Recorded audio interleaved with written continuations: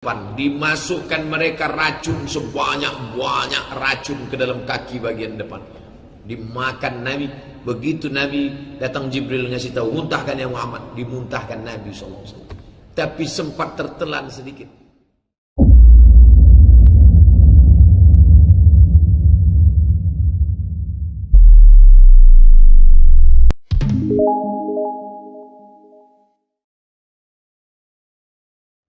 Ustaz, tolong ceritakan tentang kejadian terbelahnya bulan. Bahwa bulan pernah terbelah tidak dapat dipungkiri. Ayat bukan hadis Nabi.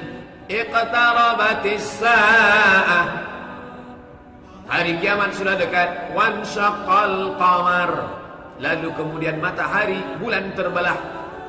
Yang jadi permasalahan adalah riwayat yang menyebutkan bulan terbelah lalu kemudian masuk ke dalam lengan Nabi. Nah, itu yang banyak dikatakan orang kontroversial. Saya berpegang kepada ayat Al-Quran bahwa bulan pernah terbelah. Kata Syekh Muhammad Al-Ghazali, kalau ada ayat-ayat hadis-hadis Nabi yang bertentangan dengan Al-Quran, bertentangan dengan sesama hadis, bertentangan dengan teori, bertentangan dengan akal sehat, maka kita pakai Al-Quran. Yang jelas bahwa Quran mengatakan bulan terbelah. Apakah terbelahnya sejak zaman Nabi Muhammad? Makasih Pak. Apakah sebelum zaman Nabi Muhammad? Wallahu a'lam bishawab. Yang penting saya berpegang kepada pendapat bahwa Quran pernah terbelah. Kita pegang. Ada yang muttafaq alaih disepakati, ada yang mukhtalaf fi masih berbeda pendapat. Campakkan yang berbeda pendapat, pakai yang disepakati. Ayat Quran. Semua orang sepakat. Wanshaqqal qamar, bulan pernah terbelah. Apakah terbelahnya sebelum zaman Nabi Muhammad? Bisa saja terjadi. Yang penting bukti-bukti otentik mengatakan bulan pernah terbelah.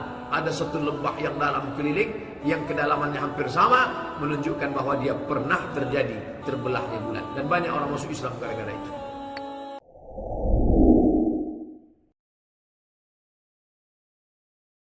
Ciri-ciri Dajjal akan keluar sudah terjadi. Satu, apabila mata air Zuhan tidak mengeluarkan air, sudah terjadi di mana mata air tersebut Pak Ustaz? Tiberias, laut sungai surut. Kebun kurma di Baisan tidak berbuah lagi. Di mana kurma itu? Baisan berada di Suriah. Baisan, negeri Syam. Syam, Suriah, Lebanon, Palestina, Yordan. Apabila danau Tiberias di Israel menyusut, sudah terjadi. Siapa itu Dajjal?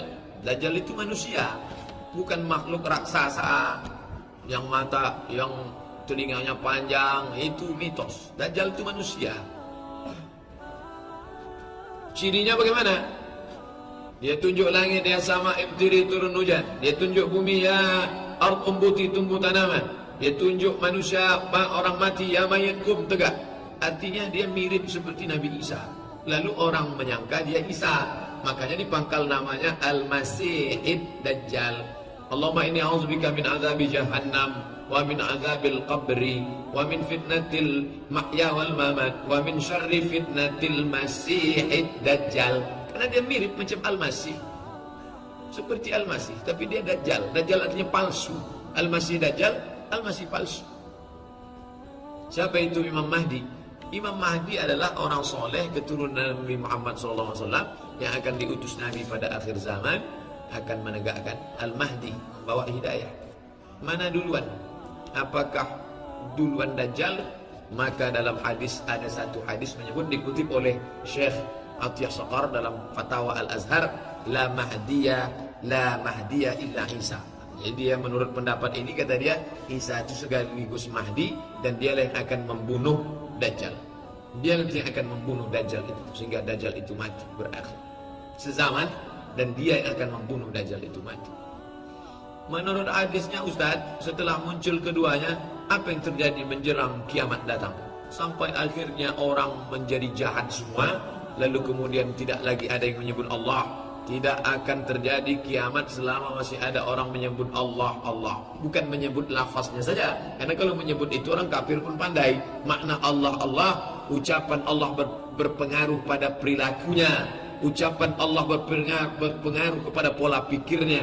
masih mengamalkan kalimat takut kepada azab Allah Subhanahu.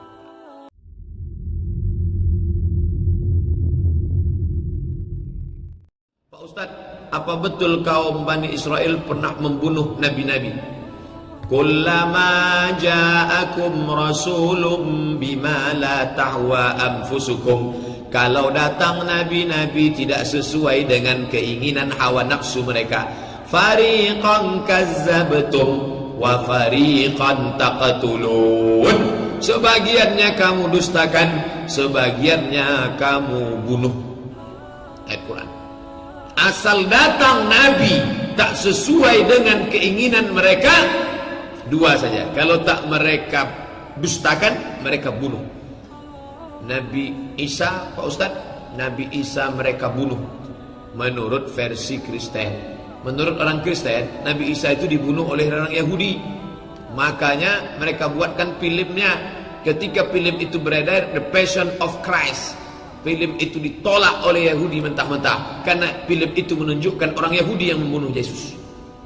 Kenapa? Karena tak sesuai dengan keinginan mereka. Nabi Muhammad tapi dibantah oleh Allah. Wa ma qataluhu, mereka tidak membunuh Isa. Wa ma salabuhu, mereka tak berhasil menyalib Isa. Walakin syubbiha lahum, ada orang lain yang diserupakan dengan Isa alaihissalam. Dia adalah Yudas Iskariot, Yahuza. Nabi Muhammad pun mereka bunuh. Diundanglah Nabi Muhammad sallallahu alaihi wasallam ke kampung Yahudi Khaybar. Datang Fatimah. Muhammad, kamu suka makan daging kambing? Ya. Bagian mananya? Bagian kaki, bagian depan. Dimasukkan mereka racun sebanyak-banyak racun ke dalam kaki bagian depan. Dimakan Nabi. Begitu Nabi datang Jibril ngasih tahu, muntahkan ya Muhammad. Dimuntahkan Nabi SAW. Tapi sempat tertelan sedikit. Tahun 7 Nabi diracun, tahun 8, tahun 9, tahun 10, tahun 11, 3 tahun 3 bulan bersarang racun itu di dalam. Nabi cerita ke Aisyah, hai Aisyah, masih terasa sisa-sisa racun Yahudi. Sahabat Nabi yang makan di sebelah mati kontan, mati syahid. Mereka ingin meracun Nabi SAW, tapi Allah masih melindungi. Nabi yang lain mereka bunuh. Itulah jahatnya.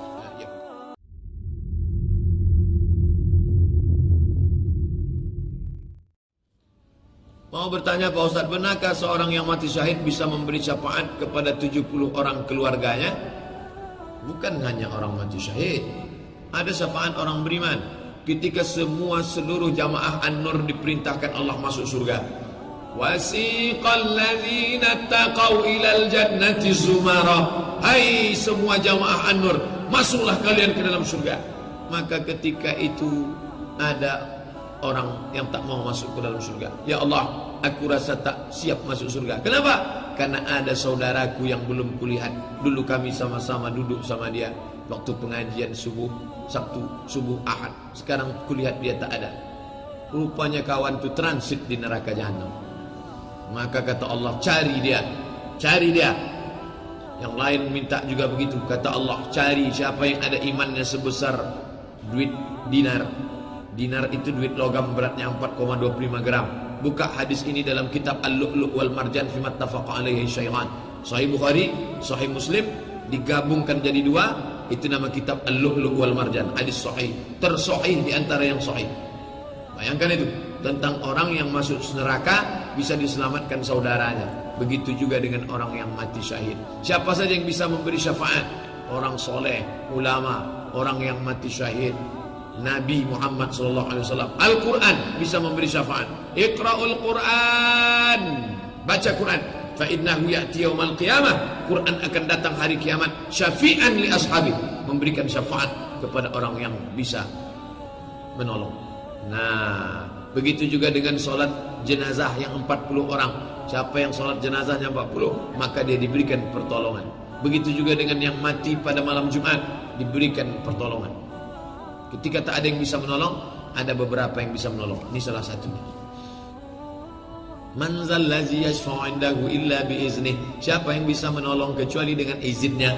Dengan catatan semua tadi bisa menolong hanya karena izin dari Allah Subhanahu.